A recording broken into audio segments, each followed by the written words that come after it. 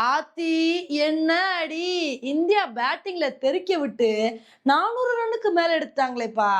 ஆமாங்க, இப்படி சொல்ற மாதிரி தான் இன்னைக்கு இந்தியாவோட பேட்டிங் பர்ஃபார்மன்ஸ் இருந்துச்சு. இன்னைக்கு இந்தியாவுக்கும் ஆப்கானிஸ்தானுக்கும் நடக்கிற செகண்ட் ஓடிஐ மேட்ச்ல ஆப்கானிஸ்தான் டாஸை வின் பண்ணி ஃபர்ஸ்ட் பவுலிங் சூஸ் பண்ணாங்க. ஆனா ஏன்டா பவுலிங் சூஸ் பண்ணோம் அப்படின்னு சொல்லிட்டு நொந்து போற அளவுக்கு தான் இன்னைக்கு இந்தியாவோட பேட்டிங் சும்மா அத்தாரமா இருந்துச்சுங்க. இன்னைக்கு ஜெய்ஸ்வால் மட்டும்தான் சலீம் சஃபியோட பால்ல வேமா அவுட் ஆனாரு. அதுக்கப்புறம் ரோஹித் சர்மா, சுப்மன் கில் 2 பேருமே நல்ல ஒரு இன்னிங்ஸ் கொடுத்தாங்க. ரோஹித் சர்மா ஒரு கட்டத்துல அதிரடி காட்டினாரு. அப்படியே அவங்களோட பார்ட்னர்ஷிப் கண்டினியூ ஆக நினைக்கும் போது ரோஹித் சர்மா ரஷீத் கானோட பால்ல போல்ட் ஆயிட்டாரு. ஆனா அதுக்கப்புறம் சுப்மன் கில்லும் இசான் கிசானும் பார்ட்னர்ஷிப் போட்டாங்க பாருங்க.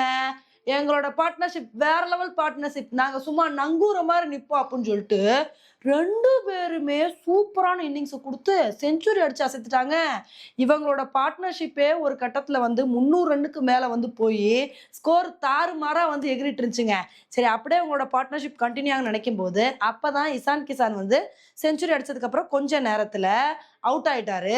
அதுக்கப்புறம் பாத்தீங்கன்னா சுப்மன் கில்லும் நல்ல ஒரு இன்னிங்ஸை கொடுத்து எனக்கு செஞ்சுரிலாம் பத்தாது, நான் இன்னும் 50 ரன் சேர்த்து எடுப்பேன் அப்படின்னு சொல்லிட்டு 150 ரன்னுக்கு மேல எடுத்து நல்ல ஒரு இன்னிங்ஸ் கொடுத்துட்டு இருந்தாரு. அப்படியே அவரோட இன்னிங்ஸ் கண்டினியூ ஆகும் அப்படின்னு நினைக்கும் போது அப்பதாங்க இந்தியாவுக்கு ஏமானா கரோட்டி வந்துட்டாரு. வந்த மனுஷன் ஆல்ரெடி இசான் கிசானோட விக்கெட் எடுத்திருந்தாரு. நானே சுப்மன் கில்லையும் தூக்குவேன் அப்படின்னு சொல்லிட்டு சுப்மன் கில்லோட விக்கெட் எடுத்தாரு. அது மட்டும் இல்லாம அதே ஓவர்ல கேஎல் ராகுலை டக் அவுட் பண்ணி விட்டாருங்க. சரி, ஸ்ரேயஸ் ஐயர் நல்ல இன்னிங்ஸ் கொடுப்பான்னு நினைக்கும் போது அவரே கரோட்டி தூக்கிட்டாரு. இதனால ஒரு கட்டத்துல இந்தியாவுக்கு மாத்தி மாத்தி விக்கெட் போய்கிட்டே இருந்துச்சு.